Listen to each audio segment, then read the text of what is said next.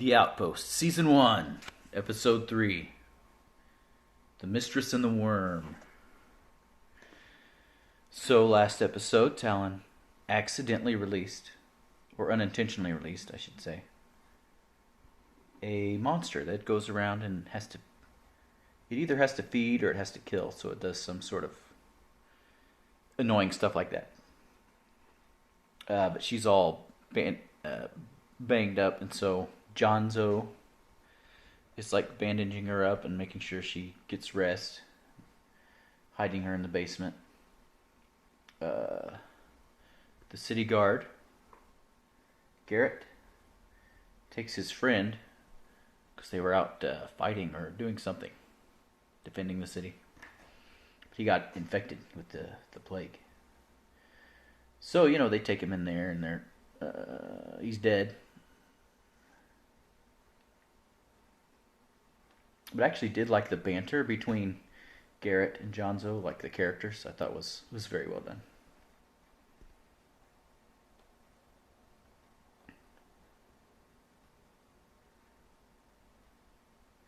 The Mistress, who kind of runs the tavern, is like kind of a thing with the guy who's in charge of security at the outpost. So, Withers, I think his name is. So, of course, that's kind of an interesting development. So I don't know if they did that on purpose or if they, wanted more things for the characters to do because they can only hire so many actors. Like, I don't know. But I find it interesting. I thought it was nice.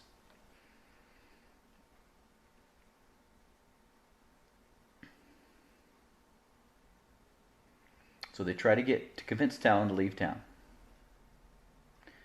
And they're like, listen, you just need to get out of here. We just barely saved you from being executed last week. Of course, it wasn't, maybe not a week for them, but you should get out of here. And she doesn't want to leave the town or get out of there right away. I mean, I guess in hindsight, it's good that she didn't, because the monster would just be loose killing people in the town. But we're not to that point yet. The Smith, who's the one that has all the information on the Black Bloods, is trying to help her. And he just kind of sees her as an impatient little twit. And she's not grown up enough to accept her responsibilities that he's trying to tell her about and how serious it is. And apparently her people are directly descended from a demon lord. So that's why she has the black blood, and that's why the weird creature things she summons have to obey her, or they're supposed to, if she can do it in time.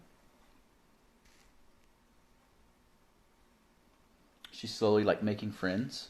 I guess she just wanted to go there and kill people, the people that ended her town and her family, but she's actually growing to care about people in the town. So that's kind of interesting.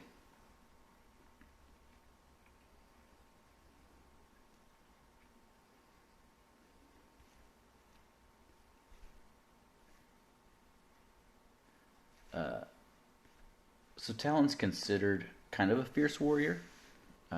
Again, although we haven't seen her fight a lot. We saw her fight that one time, but then when she summoned the demon thing, there's a bath scene where it looks like rose petals or some sort of flowers that she's taken a bath in, and she's conversing with someone else. She doesn't seem to have a lot of friends yet, I guess, the character, so I don't know if that's a slow burn, if she's going to build up an army, or if she's going to do something to stop. Yeah, I don't know. It's Gwen. It's Gwen that's in there, I think it's a princess, kind of like a princess type character. She's kind of royalty or nobility and lives in the nicer castle-like area.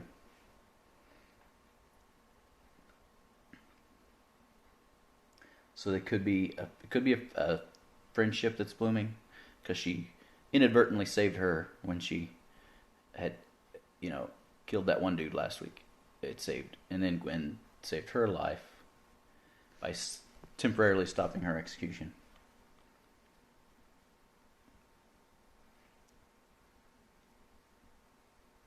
So it is interesting. Like some of the dynamic between the characters, I think, is interesting.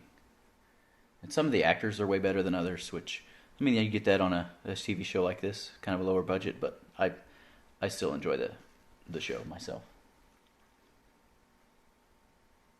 I thought it was a great episode that starts to reveal part of the background and the story of it, and they did a good job of doing that with the characters to push them forward.